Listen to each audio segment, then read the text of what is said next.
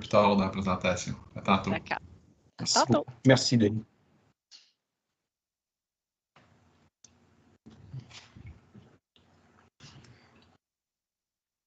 Donc, on se donne une autre minute et puis ensuite, on pourra débuter tout doucement. Mhm.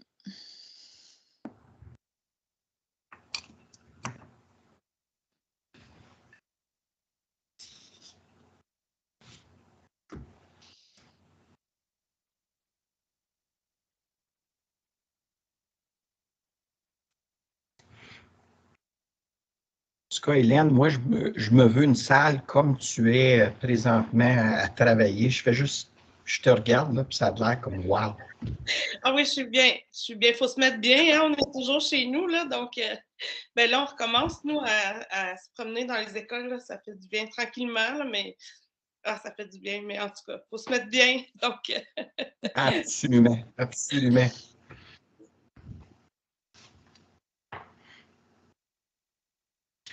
Donc, si vous voulez, on va débuter.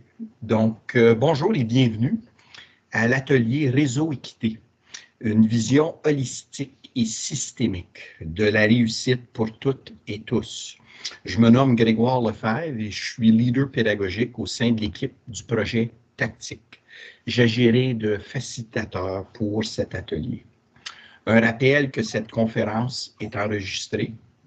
Et maintenant, nos deux distingués invités. Donc, dans un premier temps, Angèle Ruder, directrice des services du secteur de l'éducation, volet programmation Math 12 et programme alternatif au Conseil scolaire Viamonde depuis 2011. Angèle est à sa 34e année en éducation.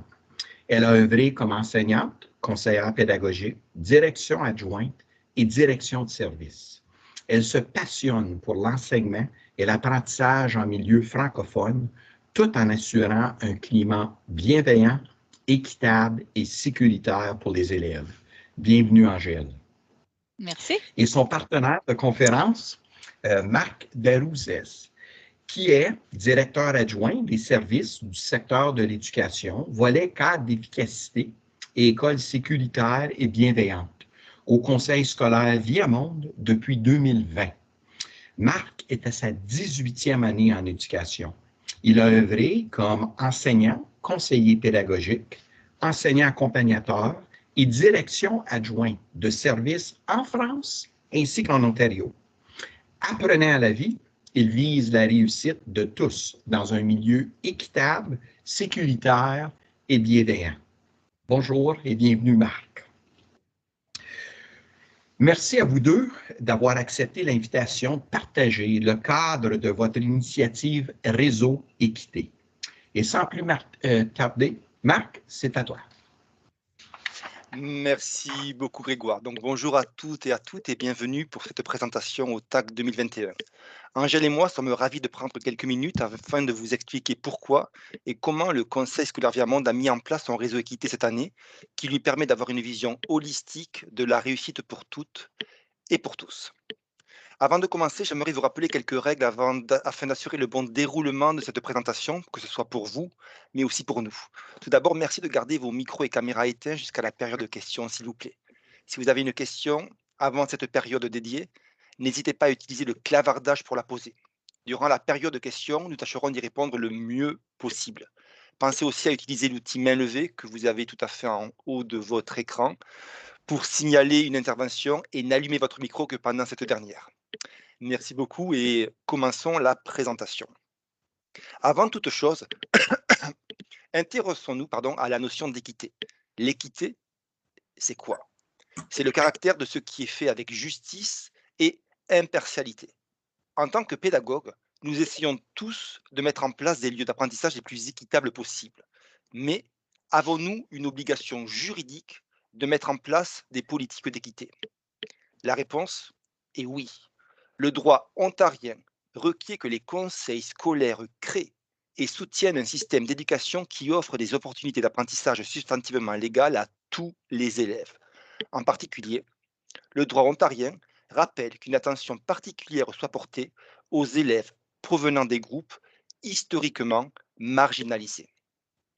De plus, Si nous regardons les codes des droits de la personne, nous devons mettre en place l'équité dans toutes les écoles.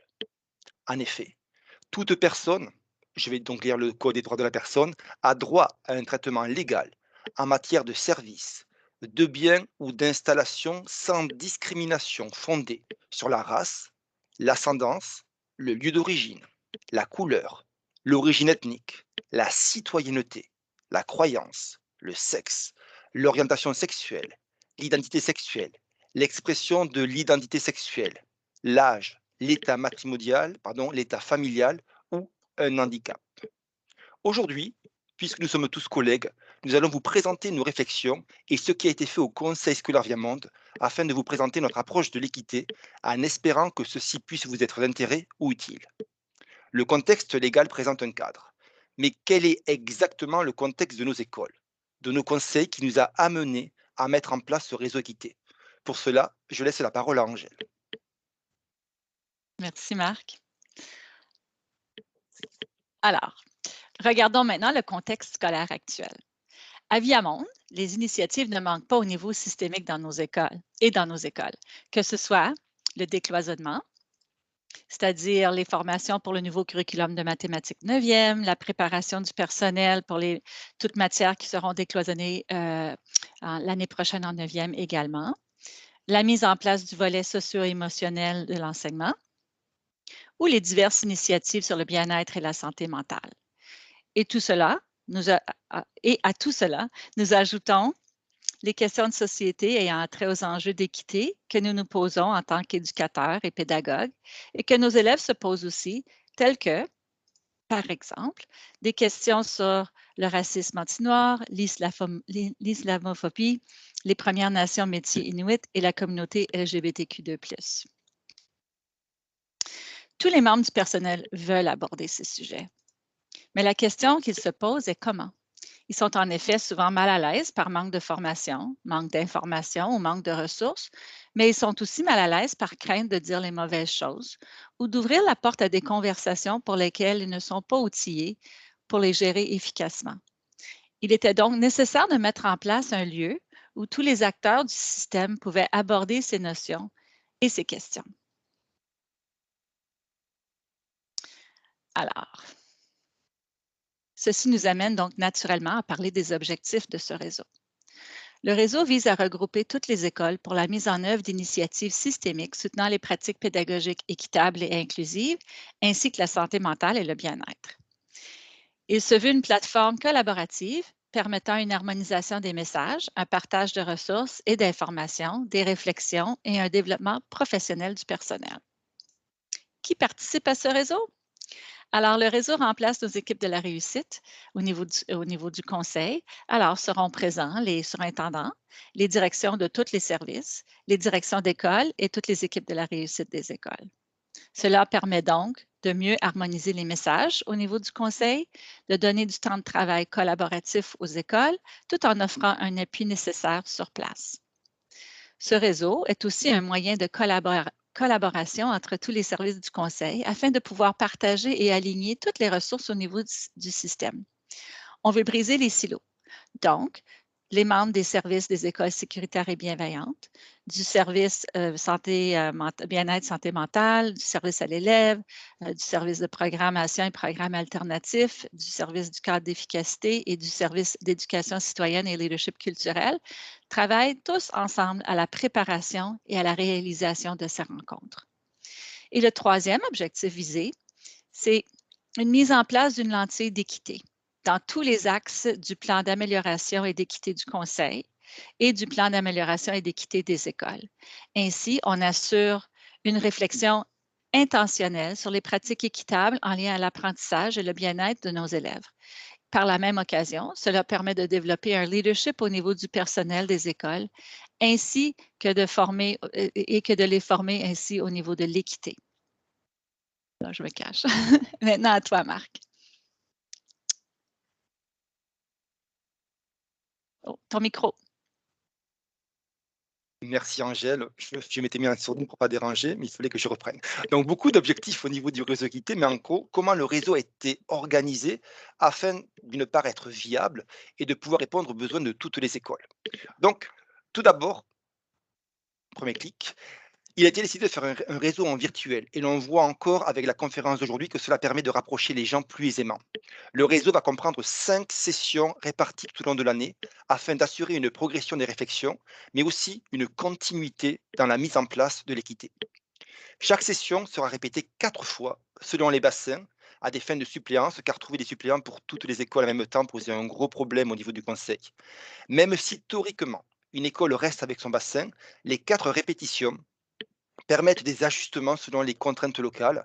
Le message étant exactement le même dans tous les réseaux, ceci permet une continuité dans ce qui est fait au niveau du conseil. La collaboration, donc, est le maître mot de ce réseau, puisque tous les secteurs de l'éducation, que ce soit, comme l'a dit Angèle, les écoles sécuritaires et bienveillantes, les services du bien-être et de la santé mentale, les services de l'élève, les services de programmation M12 et des programmes alternatifs, les services du cadre d'efficacité, du secteur de l'éducation citoyenne et du leadership culturel, travaillent ensemble à la préparation et à la réalisation des rencontres. Cette collaboration nous permet une harmonisation des messages et du vocabulaire utilisé. Ce réseau est aussi un moyen de réflexion, de formation et de développement professionnel des personnels du conseil. Il contient donc des présentations qui vont être systémiques, qui seront faites en groupe entier, mais également des parties formatives et réflexives qui seront réalisées en sous-groupe. Par exemple, on a donc fait des sous-groupes aléatoires qui peuvent être formés et qui permettent à toutes les écoles d'échanger sur les pratiques qu'elles mettent en place. On a fait des sous-groupes pré-créés qui ont été décidés pour pouvoir, par exemple, on avait des présentations qui ne regroupaient que des directions, tandis qu'en parallèle, on avait des présentations qui étaient plus adaptées au personnel de l'élémentaire et d'autres personnels du secondaire. On essayait donc de trouver des présentations qui correspondaient à chaque profil de personnes qu'on avait dans la salle. On a également permis un carrousel qui laisse le choix aux personnes de se diriger vers la formation de son choix. Mais également, on a mis en place des périodes de travail en équipe école qui vont permettre de synthétiser toutes les informations données, mais aussi de travailler sur le PAEE, le plan d'amélioration et d'équité des écoles. L'organisation du réseau permet aussi de proposer facilement un appui en direct. Par exemple, lors du second réseau qui a eu lieu le mois dernier, les écoles ont pu commencer à travailler sur leur PAEE, leur plan d'amélioration et d'équité des écoles, en équipe école. Un appui technologique leur a été proposé afin de pouvoir extraire et d'analyser plus facilement les données. Toutes les différentes directions des services étaient aussi disponibles pour répondre à des questions plus spécifiques sur des points précis et des stratégies possibles selon les différents axes du PAE. Et les surintendances étaient aussi présentes pour appuyer les écoles dont ils avaient la charge. Ce réseau se veut collaboratif et c'est pour ça qu'une objectivation est réalisée systématiquement à l'issue de chaque réseau. La voix des personnels est en effet essentielle dans la mise en place de l'équité. Cette objectivation nous permet aussi de mieux identifier les besoins réels, qu'ils soient systémiques ou de chaque école, mais aussi nous permet tous les ajustements nécessaires afin que le réseau qui suive corresponde réellement aux besoins des écoles et de nos différents bassins. Quelles sont donc les thématiques qui ont été abordées ou qui vont être abordées au niveau du réseau équité? Donc, le réseau équité a commencé au mois d'octobre au niveau du Conseil scolaire Via Monde. On est donc au second réseau équité. Donc, pour l'instant, quelles sont les thématiques qui ont été abordées, qui vont être? On a beaucoup parlé de PAEC et PAE, qui sont les anciens plans PAC et PAE, qui ont intégré cette année une dimension d'équité. Le réseau a été l'occasion de pouvoir présenter systémiquement le PAEC à toutes les personnes participant au réseau, mais aussi le nouveau gabarit du PAEE, qui est aligné sur le plan d'amélioration et d'équité du Conseil. Le réseau est aussi l'occasion de traiter et de poursuivre les réflexions sur les discriminations, les microagressions et le racisme systémique au niveau du Conseil, des écoles et des classes. Le réseau a également permis de sensibiliser, de travailler sur les données désagrégées et la notion de groupe cible. Le réseau nous a également permis de partager des stratégies qui permettent le réengagement, le retour sur la RAI, la réponse à l'intervention, qu'elle soit pédagogique ou comportementale, ainsi que sur la pédagogie sensible et adaptée à la culture, et qui permettent d'outiller au mieux tous nos personnels. De la même façon, dans un but d'outiller les personnels, le socio-émotionnel, que ce soit l'anxiété, la gestion du stress, le domaine A, mais également le bien-être et la santé mentale ont été abordés et vont continuer à l'être dans un but de perfectionnement professionnel et de partage de ressources afin d'harmoniser tout ce qui se fait au niveau du conseil scolaire. Finalement, les pratiques réparatrices vont être également présentées à ce réseau équité. En effet, au niveau du Conseil scolaire Via Monde, nous sommes en train de systématiser l'usage des pratiques qui vont permettre le développement de relations et de communication saines. Ces pratiques vont servir de véhicule pour harmoniser un grand nombre d'initiatives systémiques, comme par exemple les zones de régulation. Il est important de voir que toutes ces thématiques n'ont jamais été vues de façon séparée. Elles sont toutes interreliées par nos lunettes d'équité afin afin de ne pas les présenter en silo, mais de les présenter avec toutes les ramifications et l'importance de les travailler conjointement. Je vais redonner la parole maintenant à Angèle, qui va nous parler de ce qui se fait conjointement au réseau équité au niveau du Conseil scolaire Via Monde. Merci. Alors comme a dit Marc, alors tout ce qu'on fait, c'est tout interrelié, c'est fait toujours dans la même veine pour qu'on harmonise toutes nos actions dans un même sens. Alors l'appui en parallèle, c'est logique.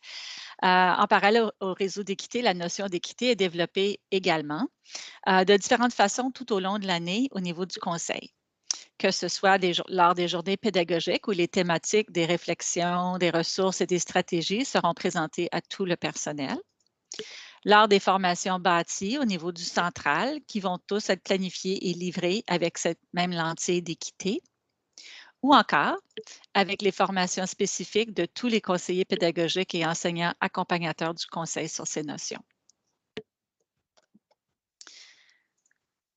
Le travail au niveau systémique ne se termine pas là. On planifie plusieurs autres initiatives et activités à titre de prolongement au travail entamé par le réseau d'équité de cette année.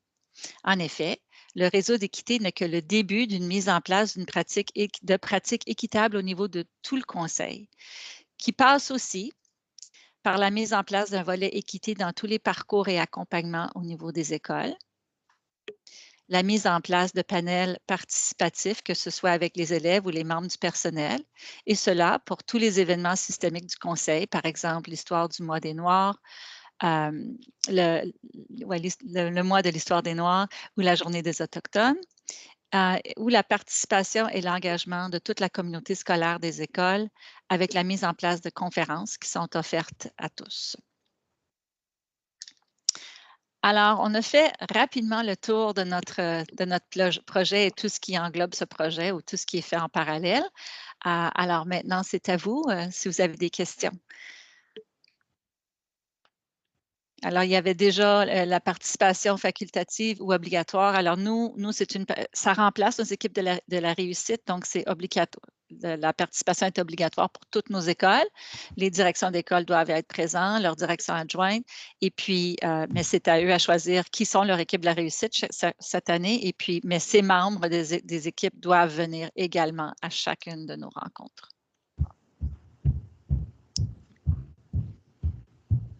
Alors, je ne sais pas si le forum, des questions, des commentaires. Moi, Angèle, je pourrais peut-être débuter. Pourrais-tu nous partager, Marc ou Angèle, l'aspect des critères de réussite? Évidemment, ça va avoir un impact. Est-ce que vous avez identifié dans l'ensemble du processus possiblement des critères dans lesquels vous allez pouvoir évaluer la réussite? Ou aussi, quel endroit est-ce que nécessite possiblement juste des modifications dans les approches? Alors, veux-tu répondre, Marc? Allez, je vais commencer à répondre, tu pourras compléter ma réponse si elle est incomplète. Donc, en fait, lors du réseau, donc le PASC, le plan d'amélioration et d'équité du conseil, a été présenté avec déjà des objectifs qui reprennent les 5 axes du plan d'amélioration et d'équité du conseil. Et ces axes vont être accompagnés d'objectifs qui sont visés, et je pense que la réalisation des objectifs va être un moyen de voir et de s'assurer est-ce que l'équité est atteinte au niveau du conseil. Donc oui, on a des moyens de monitorage avec toutes les données, les cibles qui sont mises en place au niveau du plan d'amélioration et d'équité du conseil, mais également au niveau du plan d'amélioration et d'équité des écoles qui vont descendre de ce plan d'amélioration et d'équité du conseil. Et en fonction des cibles et les différents réseaux d'équité, on va pouvoir s'assurer régulièrement où est-ce que nous en sommes dans la réalisation ou dans l'atteinte de ces cibles-là. Est-ce qu'on doit changer les stratégies? Est-ce qu'on est bien, pas bien? Et je pense que les prochains réseaux d'équité vont nous permettre également de faire un suivi par rapport à toutes ces cibles-là. Encore une fois, l'équité, ce n'est pas quelque chose qui va être fait en un jour, ça prend du temps à être mis en place. Et donc, on va mettre en place un processus régulier et sur, je veux dire, sur la continuité afin de s'assurer que toutes nos écoles mettent en place des stratégies équitables et on espère qu'ils vont avoir un impact sur et les élèves et le personnel. Juste pour ajouter, alors selon nos cibles qu'on s'est données dans notre PAEC, l'impact, c'est difficile de mesurer la participation à un réseau va donner un égal à tel résultat. C'est vraiment beaucoup d'initiatives qui sont interliées. Donc, on compte aussi qu'est-ce qu'on fait en salle de classe, lors des accompagnements, lors des journées pédagogiques, en plus des discussions et des éléments de formation qu'on apporte et des ressources qu'on apporte au réseau d'équité. Alors, on anticipe des résultats mesurables à plusieurs niveaux, que ce soit le sondage de satisfaction des élèves ou nos données en littératie et numératie. Il y a plusieurs volets où on va pouvoir aller mesurer un impact et toutes ces mesures-là sont dans un même sens qui vont vers un enseignement bienveillant et équitable. Excellent. Au niveau du chat, Angèle, il y a 2 commentaires, dont Pauline. Avez-vous déjà fait la collecte des données sociodémographiques, vous permettant de faire des constats en lien avec vos pratiques systémiques, en lien avec l'équité? On a déjà des cibles et on a un sondage qu'on administre à chaque année, mais on a ajouté à ce sondage-là pour avoir une lentille encore plus équitable. Donc, les cibles sont déjà indiquées, mais le sondage lui-même reste à être administré. Alors, on aura des données en fin d'année pour les données sociodémographiques en ce sens. OK, excellent. Et puis, Julie pose la question. Oh, vas-y, Marc. Pardon, excuse-moi. Donc, juste par rapport aux données sociodémographiques, on a 4 écoles pilotes au niveau du conseil qui travaillent également sur les données sociodémographiques. Et c'est quelque chose qui va se mettre en place progressivement, dans le sens, il y a quelque chose qui va se faire au niveau de la province par rapport aux données. Donc, on commence à anticiper. On est dans de la proactivité pour commencer à préparer toutes nos équipes, à faire réfléchir sur ces données-là, de façon à ce que quand les données seront là, on soit le plus efficace possible et on sache quoi faire avec ces données et pouvoir réagir le plus rapidement possible. Absolument. Merci beaucoup. Julie Garot nous pose la question, puis-je connaître quelques stratégies ciblées par vos équipes? Alors, on a des éléments qui sont plus formateurs. Alors, dans la première rencontre de l'équité, on avait 5. En début de journée, on a donné de la formation plus générale et des discussions plus générales sur l'équité et tout ce que ça engendre en éducation. Puis en après-midi, il y avait des carousels. Il y en a pour des enseignants, il y en a pour les directions, il y en a qui sont ouverts à tous. Alors, par exemple, on a parlé de la pédagogie sensible et adaptée à la culture. On a parlé de la stratégie de gestion de classe des 5 doigts de la main de Nancy Gaudreault. Alors c'est des stratégies. Il y a les pratiques réparatrices. Alors, différentes stratégies qu'on travaille et qu'on peut ensuite offrir de l'appui en ce sens. Parce que tous les membres des services travaillent ensemble pour le réseau. Lorsque les écoles sont là et travaillent, ont des questions, on peut tout de suite identifier là où sont les besoins et aller offrir de l'appui. Donc, c'est déstabilisant, mais on est là pour offrir de l'appui en même temps. Juste pour rebondir sur ce que dit Angèle, donc il y a beaucoup de stratégies qui sont mises en place. C'est des stratégies qui étaient déjà mises en place dans certaines écoles, mais le fait que toutes les écoles soient présentes au niveau du réseau, ça permet d'harmoniser, de systématiser, je dirais, les pratiques qui sont mises en place, de façon à ce que toutes les écoles soient vraiment au courant de ce qui se fait au niveau du conseil. Encore une fois, il y a beaucoup d'ateliers qui se font au niveau, par exemple, des écoles sécuritaires et bienveillantes, qui vont permettre d'être présentées au niveau du réseau pour que les écoles sachent exactement qu'est-ce qui existe, qu'est-ce que l'on peut faire, Parce que souvent, quand les enseignants ou les directions ne savent pas qu'est-ce qu'on fait, c'est difficile de demander une aide quand on n'a pas identifié le besoin. Donc, on essaye aussi d'être proactif par rapport à ça. Et dans les rétroactions, dans tous les commentaires que l'on a, ça nous permet aussi de mieux cibler les stratégies et les ateliers qu'on peut mettre au niveau systémique pour mieux appuyer les écoles. Donc, je pense que c'est un donnant-donnant dans le sens où les écoles reçoivent des informations au niveau de tous les services pour savoir qu'est-ce qui se fait au niveau du conseil, mais ça permet également d'aller chercher, collecter de l'information au niveau des écoles pour adapter et mieux fournir ateliers, formations et accompagnements qui vont vraiment répondre aux besoins de nos écoles. Mhm.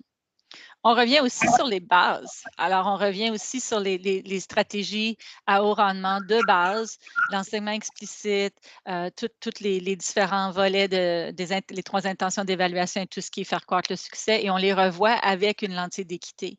Alors, on essaie d'aller plus loin. On essaie d'adresser nos biens conscients. On essaie d'adresser les billets de confirmation et puis et les autres. Alors, on reprend également dans la discussion et dans les rencontres, c'est des moments riches parce que les gens peuvent revoir des stratégies qui sont fort solides et encore voir à les améliorer parce qu'on a toujours place à l'amélioration.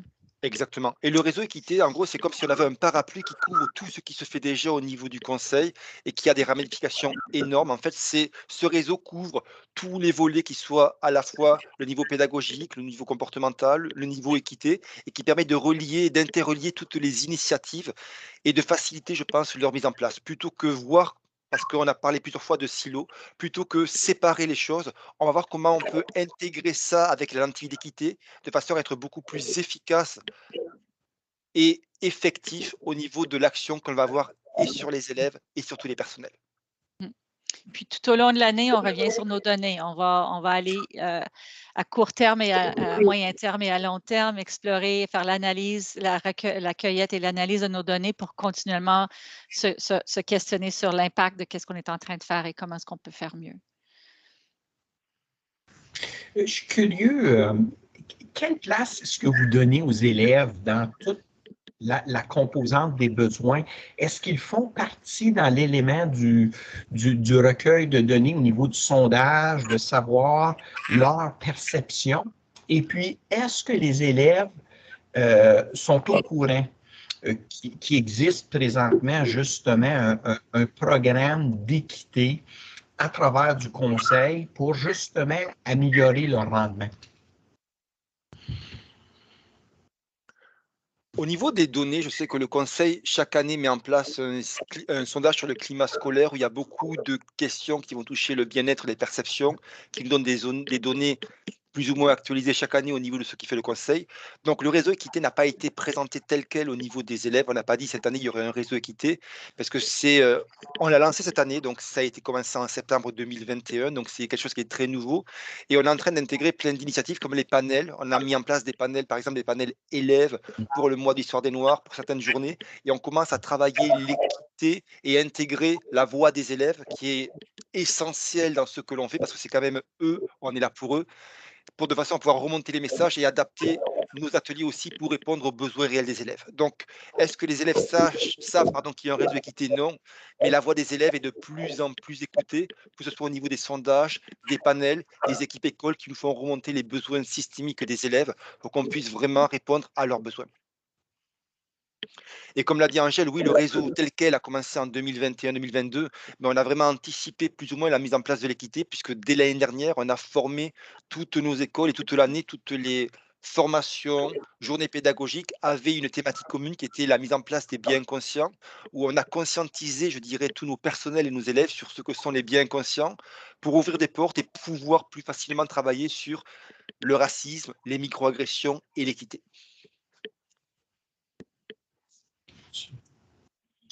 Écoute, moi, lorsque je l'ai entendu au niveau de la présentation, je le vois comme un filtre ou une porte dans lequel tout passe par l'optique. Est-ce que c'est équitable? Quels sont les dividendes? Et puis même que vous l'avez ajouté à l'intérieur du PAE et du PAC. Donc, c'est non juste le PAE, mais c'est en plus équité. Donc, on voit vraiment l'importance que vous lui attribuez dans toute la composante parapluie. Et puis, je le sais que c'est tout à fait nouveau, mais je suis curieux. est-ce que vous avez à ce moment ici certains témoignages de succès où vous avez eu des échos de l'impact que ça a déjà eu au niveau du système ou possiblement au niveau de l'école? C'est un peu tôt, je dirais, pour avoir vraiment des retours et des impacts, on est qu'au mois de décembre, on est déjà en décembre, on n'a eu que 2 réseaux. Par contre, un des commentaires les plus positifs que l'on a eu dans tous les rétroactions, c'est je pense qu'on a libéré les équipes écoles du temps pour travailler sur leurs données, leur plan d'amélioration et d'équité des écoles. Et ce temps a été précieux pour vraiment aller chercher et identifier les besoins et voir l'importance des données pour analyser, pouvoir identifier les choses. Donc, je pense que c'est vraiment les retours les plus positifs que l'on a. C'est voilà, on nous a laissé du temps pour parler de ces questions-là qui sont essentielles et on va pouvoir plus facilement ou plus efficacement mettre en place des choses au niveau des écoles. Voici la première rétroaction la plus objective que l'on a, parce qu'après, c'est tôt, je dirais, pour avoir vraiment une vision globale sur l'efficacité du réseau. Il faudra attendre, je pense, la fin de l'année, même l'année prochaine, pour voir exactement ce qu'il en est et avoir des éléments ou des données beaucoup plus probantes par rapport à ça. Oui. Mais le réseau est bien reçu, juste. puis les participants au réseau sont très positifs dans leur objectivation. Ils apprécient beaucoup, mais les résultats, c'est à venir.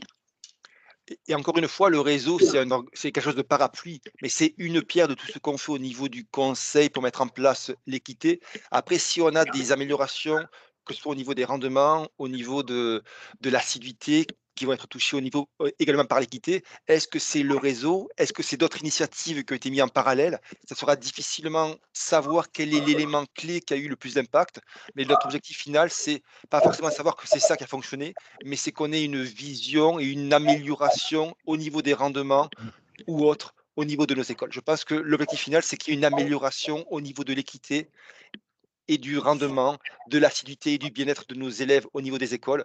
Et après, si c'est le réseau équité, si c'est la session numéro 3, la session numéro 4 ou un atelier qu'on a fait, je dirais que ce n'est pas important. L'essentiel, c'est que ça fasse partie d'un tout qui permette d'améliorer les choses au niveau du conseil. Super. Et puis, juste pour faire du pouce, il y a tellement de recherches qui indiquent que l'élève, quand même, qui se sent bien, qui participe sur un plancher égal aux autres, est en mesure de réussir aussi bien que les autres. Donc, c'est certainement, il va y avoir des dividendes directs au niveau du rendement. Et puis, par ricochet, le personnel même, lorsqu'un élève est heureux, lorsqu'un élève est engagé, ça fait pour un milieu aussi qui est possiblement moins tendu à certains moments. Donc, il va certainement y avoir énormément de dividendes. Donc, je ne sais pas s'il y avait autres commentaires, autres questions qu'on voudrait parler à nos panélistes ici, qu'on voudrait partager, c'est-à-dire.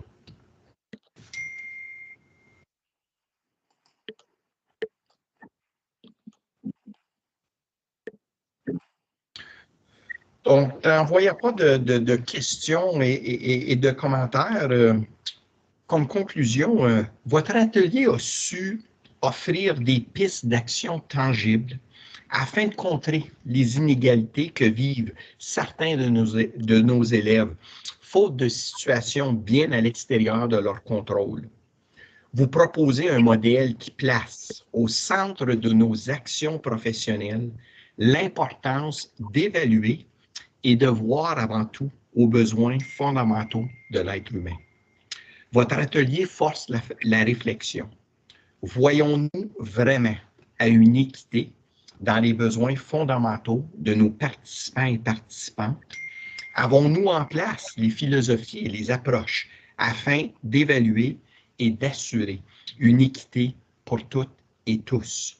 Je retiens particulièrement de votre atelier l'équité égale justice et impartialité est un droit fondamental protégé par la Charte canadienne ainsi que nombreuses lois. Les dividendes d'agir se manifesteront au niveau du mieux-être, du bien-être et de la santé mentale et par ricochet dans les rendements holistiques de tous les participants et participantes. L'initiative Réseau Équité est en sorte un parapluie d'action qui touche et couvre l'ensemble des comportements professionnels du Conseil. Toutes vos réflexions ainsi que vos actions passent premièrement par la porte ou le test d'équité. Et dernièrement, plus important, les actions, les réflexions ainsi que les initiatives proviennent de la collectivité, ainsi que tous les acteurs et actrices, d'après les constats des besoins et en vue de créer un monde d'inclusion pour juste bâtir sur le respect des différences afin de favoriser le rendement. Donc, au nom de tous les participants et participantes, nous tenons à vous remercier, Angèle et Marc, ainsi que tous les membres du Conseil scolaire public Viamonde, du partage de votre initiative Réseau Équité. Merci et surtout, félicitations. Et puis, je suis très intéressé d'avoir l'an prochain les dividendes, un partage de dividendes de votre projet. Donc, encore, je vous remercie beaucoup et puis, bonne conférence. C'était vraiment super intéressant. Merci beaucoup. Merci beaucoup. Bonne fin de journée.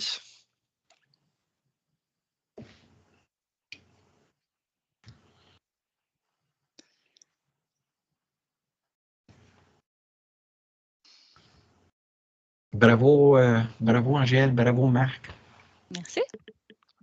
Je pense que c'est toujours dans les discussions qui suivent que c'est vraiment là où la richesse est, tu sais, dans les questions. Puis. Exactement. En tout cas, Oh, excuse, vas-y Angèle. Je dis, c'était une réception positive, ils ont aimé l'idée, donc si ça peut leur donner des idées, tant mieux, c'était le point. Absolument. Vous aviez, lors de la conférence, qui ne m'a pas surpris, il y avait une agente de l'éducation qui était présente et puis justement, ça ne me surprend pas. Évidemment, c'est un sujet qui est certainement de l'heure et puis on doit agir quand même. Et puis moi, c'est ce que je trouve brillant de votre part, c'est que vous avez pris l'initiative de vraiment créer là, ce filtre-là au niveau des actions. Et puis, écoute, il va y avoir des dividendes très favorables pour les élèves. Je t'ai posé la question, mais je ne voulais pas y aller. Est-ce qu'une composante monétaire qui a été attribuée pour potentiellement offrir des outils ou des équipements à certains élèves qui possiblement ne pourraient pas se le permettre? Puis je ne voulais pas le poser juste pif, mais ça m'est venu pendant la présentation. Est-ce qu'il y a une composante monétaire de possibilité d'appui pour certains élèves? Oui. Alors, on a des fonds de réengagement où on a acheté beaucoup d'applications et de ressources numériques pour toutes les écoles qui sont accessibles à toutes les écoles. Et puis, le service informatique est en train de travailler notre plan qui devrait être, je pense, d'ici Noël, là, mis en œuvre, que de la 9e à la 12e, chaque élève a son ordi.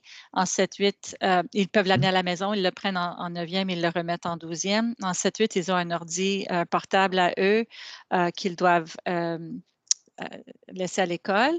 Et en 4 à 6, c'est un élève pour 2 qui ont un portable et en maternelle 3, un élève sur 2 a accès à des tablettes numériques. On a des TBI dans toutes les classes, on a des chariots de portables, alors le matériel numérique, il est là, il est prévu. Wow. Donc, oui. Donc, il y a beaucoup d'argent qui a été versé là. Mais tu sais quoi, c'est tout de rendre équitable.